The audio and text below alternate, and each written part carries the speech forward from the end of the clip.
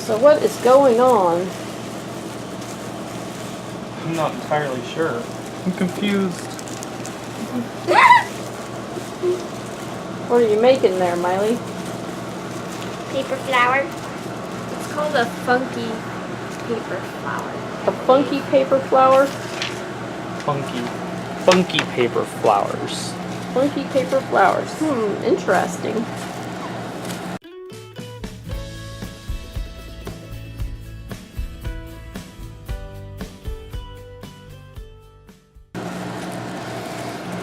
And then you take the pipe cleaner and you fold it around this. I need a pipe cleaner and a straw. Just a second. I put them in the box. How many times do you go around? Choose your count.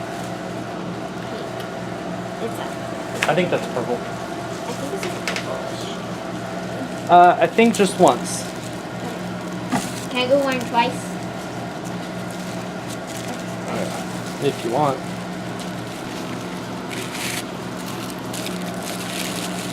I just twisty tied it around.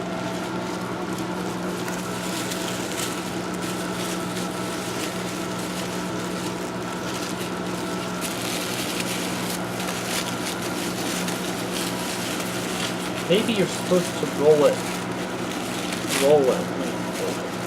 Isn't this the way it's supposed to turn out?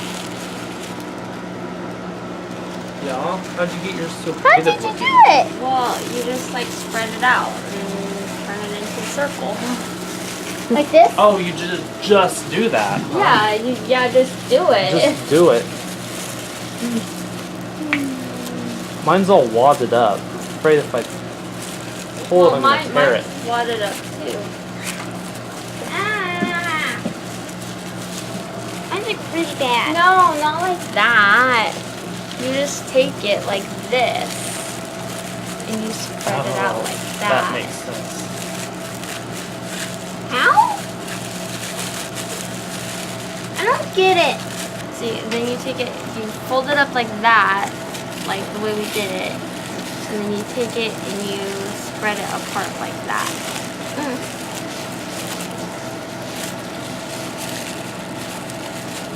Don't be terrible.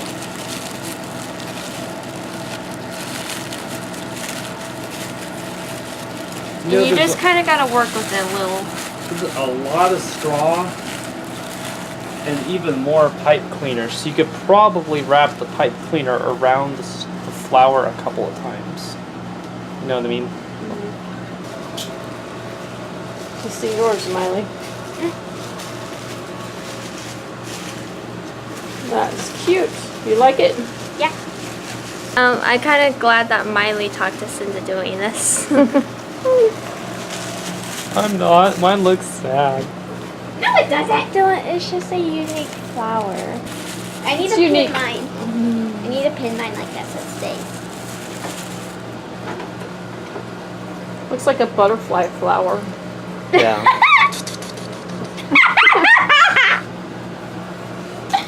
Now we have to clean all this up.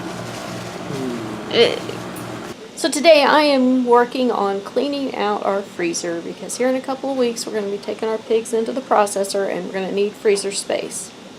And so right here are some tomatoes from last year that I threw in the freezer to make sauce with and I never got around to it.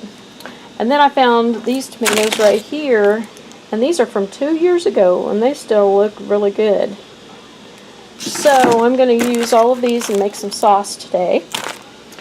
And then I have 2 packs of chicken bones here. Each pack has 2 chickens in it, and I'm going to go ahead and start making broth with them. Let them cook all day today and then can it tomorrow. So that's what's going on in here. And while I'm doing this, the kids are outside putting the finishing touches on Brooke's rabbit hutch. It's a windy day out today. It is. But there's the doors. That's the only things that you guys have left to do. Yep. Bless you. Yeah. Are you sneezing rabies? What? Don't be sneezing rabies. And here's what it looks like.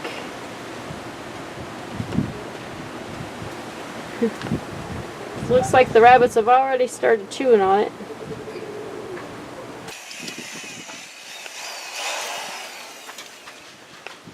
So how do you like it? She's testing it out.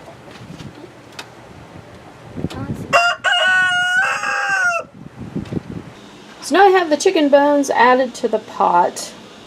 Now I purposely left a lot of meat on the bones so that way I could use it to make soup with.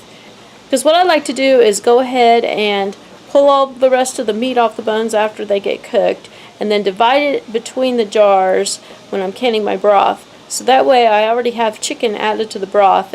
Now the biggest reason that I go ahead and just add meat and broth to the jars and nothing else is that way I can make it into any type of soup that I want, and I'm not limited to just one kind that I would can. Like for example, if I want chicken and vegetable soup, I can just pop open one of those jars and add whatever vegetables I want to and make that kind of soup. Or if I want to make chicken and noodle, I can just add noodles. That way it's still pretty quick and easy, but yet I have a variety of different ways that I can use it. Add in a couple handfuls of carrots.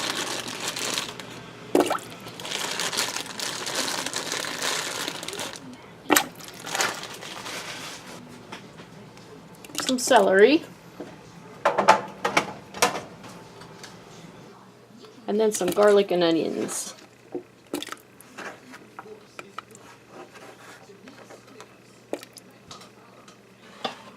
And I'll get it set up here and get it to simmering. Okay, so now I'm going to take these tomatoes and put them in a big pan and bake them down and make sauce out of them.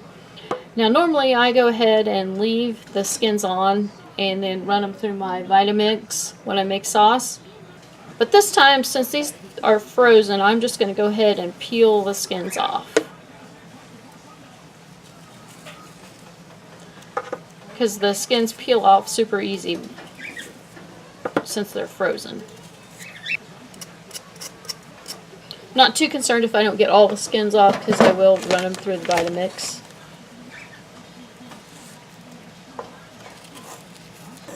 I wanted to add that running them underwater makes the skins come off a whole lot easier. The reason I didn't do that earlier is because they had thawed enough that I thought that they would come off easy enough with a knife. They come off way easier under hot water. See, look at that. They just slide right off.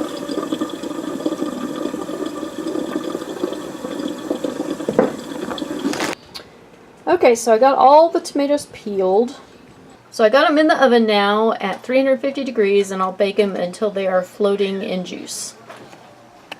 The chicken broth is starting to come to a boil, so I'm going to turn that down. Okay, next I'm going to pour the tomatoes into a strainer. Oh gosh, they're just going to mush.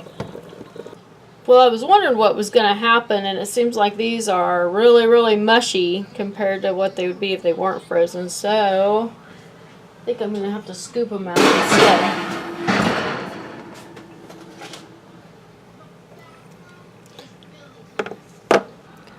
Actually, I just changed my mind. What I'm going to do is go ahead and put the tomatoes directly into my blender. Okay, so what I'm going to do is just go ahead and pick them up like this and put them directly into the blender, since they're basically turning to mush and falling apart.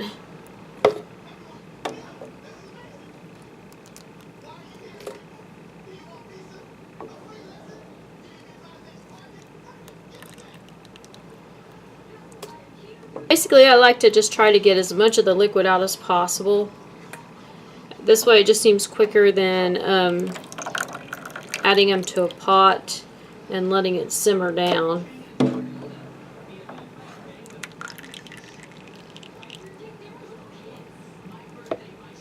Okay, I ended up getting 3 pints of sauce out of those tomatoes. And since this is such a small batch, I decided to go ahead and process them in my power pressure cooker.